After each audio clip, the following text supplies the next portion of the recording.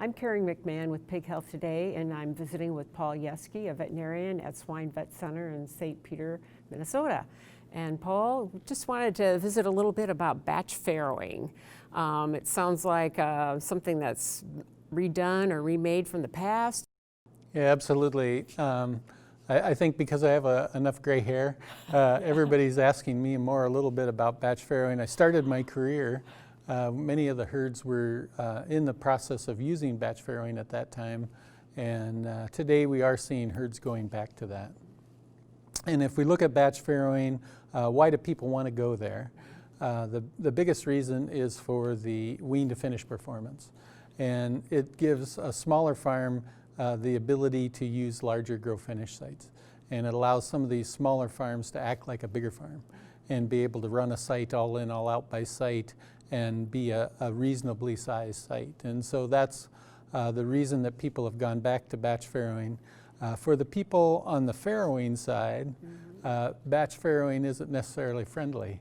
It's the batch. You're putting all the work into a short period of time, so you can have one group of pigs. And so that's one of the challenges at the farrowing site, is getting the work done in a short period of time where you would have spread it over a month. Because many of the batches, they farrow every 4 weeks, and so instead they put all the work they did over 4 weeks into 1 week. Right. And so it makes it more of a challenge from the farrowing side, but from the wean to finish side, you do get that one group of pigs. And so there's been some new technologies that have helped it from the days when I first started practice. And the trouble with batches is they fell apart because we didn't have good control of the reproductive cycle of the gilts. And so it took a lot of gilts and a lot of inventory to make sure you kept your batches full. And then if the batches didn't stay full, then people tended to open the breeding windows. The breeding windows opened, and all of a sudden you're continuous farrowing. And so now we have some of the hormonal tools that allow us to synchronize the gilts, and we can get the gilts into the right time for breeding, and then we can keep the groups very tight. And as we keep those groups very tight, then we can also control those groups, that farrowing time, and then get the full advantage of the batch. What's a minimum and maximum size, would you say, of a sow farm that could do that? Yeah, I don't know if there's a minimum size.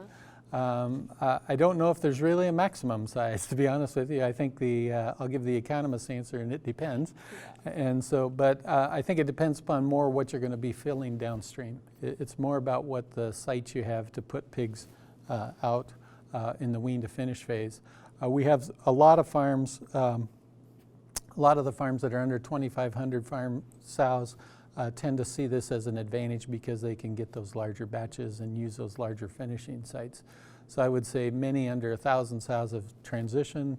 The 12 to 1,300s, a lot of those are transitioning there. We had one farm that was 5,000 sow, and they were thinking about going to a batch. And so just because of some of the size finishing sites that they had to work with in their system. So I'm not sure it's a size dependent number. But it does sometimes become, can you get the labor done? Can you get the movements done? Because you got to think about everything consolidating into a short period of time.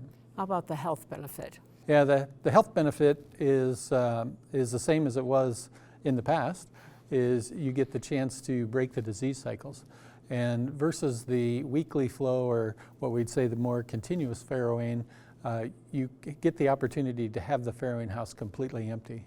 And so for some pathogens, it gives us those breaks we need.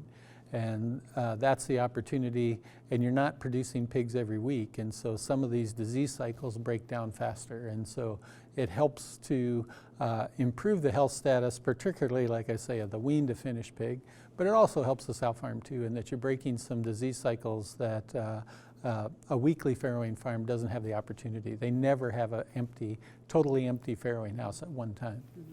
What initially drove this trend to the batch farrowing? Well, I think there's been batch farrowers forever, I shouldn't say forever, for a long time. And I think people saw the technology. People are trying to figure out, how can I make things work for me. And it particularly became a tool of some of these smaller farms to use some of the more conventional size finishing sites. And so that's probably the driver. And I think the driver, as you go into it and think about it, you need to think about it based upon the wean to finish performance. I think it's a great tool for people to use, and it's another tool in the toolbox that can help us.